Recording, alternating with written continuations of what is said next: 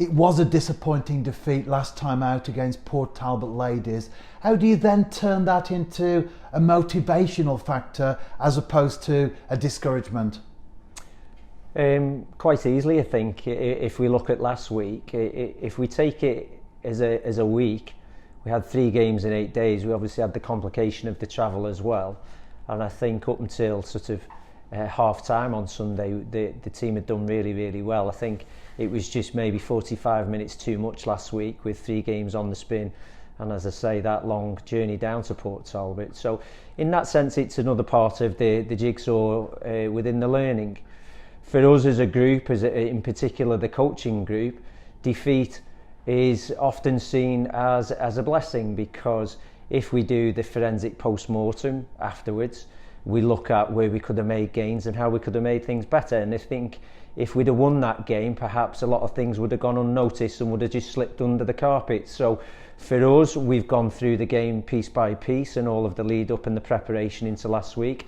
We've examined where we as a coaching group went wrong and how we could have helped the players better, because I think fundamentally, as you say, in terms of the disappointment in the end was the fact that there was a point there for us and we came away with nothing, because we not necessarily needed to spin the game in our favour later on, but what we needed to do was make sure that we came out with the point.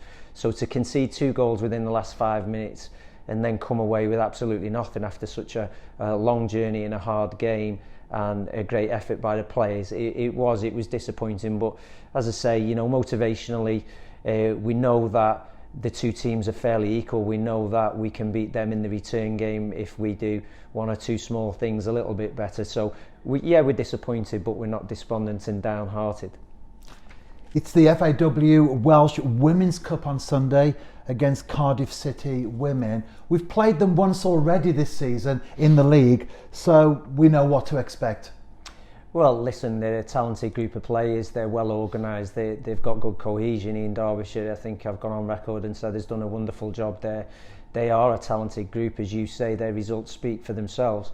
Our result here was good for us at that stage. It showed clear progress, and it'll be interesting to see, what happens this weekend. Is Ian going to change his side around too much and give players an opportunity? I don't know, but certainly we've got to do that, because there are some players that need some game time, and we've got to keep them hungry. And if we don't give them opportunity, then the likelihood is then they won't be ready when we do need them. So there will be changes this week. It will be interesting to see. It's good again for us to challenge ourselves against one of the top sides within this league, because it gives us a benchmark. So going back to your last question in terms of motivation, in terms of looking for marginal gains and improvements of our own, these are the games that allow us to do that.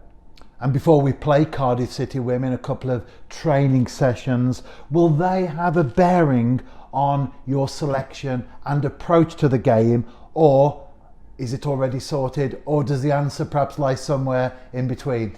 The answer lies in reverse, actually. So we've already got our game plan and we already know what the team's going to look like should everybody be fit and available to compete in that game. So the training session will be tailored accordingly for that, in which sense the team will be named very early this week, which goes against the grain. Really, we normally name the team on match day, so we've got a clear idea of what our strategy and what our plan might look like this weekend, to see how we can best exploit the weaknesses that we've identified within the Cardiff setup. And you mentioned availability. What is the current situation of players ahead of the game? Alicia Robinson's back this week. She's been out for quite some time, so she will feature. We've also got a couple of niggles.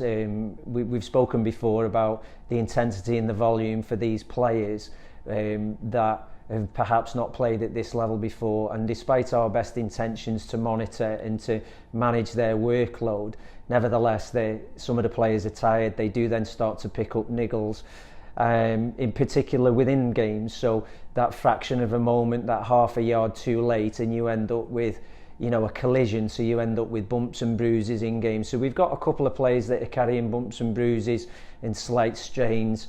We anticipate though that everybody will be available for this weekend. And finally, Andy, yesterday was the New Saints against Ballatown, the men's side.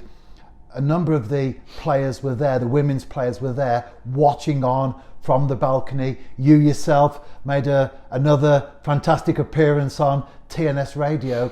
How important is all of that in terms of cohesion in bringing the women into the club as a whole? Well, they're not compelled to be here, of course, for a moment like that during the middle of the week. So they're here because they want to be here. So they've obviously got that sort of enjoyment within the group and that relationship and connection that they want to spend time with each other.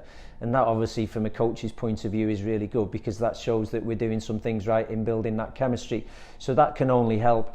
In regards to obviously the one club approach, it's good for them here to be seen and to obviously keep our name out there and be connecting with people. But also from a footballing point of view, it's important that they see the standard, that they learn from the games, and that we can have discussions. So obviously we use the men and their sort of form and momentum at the moment as a reference point, and we'll be talking to the players about that, you know, this moment in the game or that moment in the game and how it was handled by the first team, and that can only help us. So there are many gains and many benefits from the players coming and watching the first team for sure.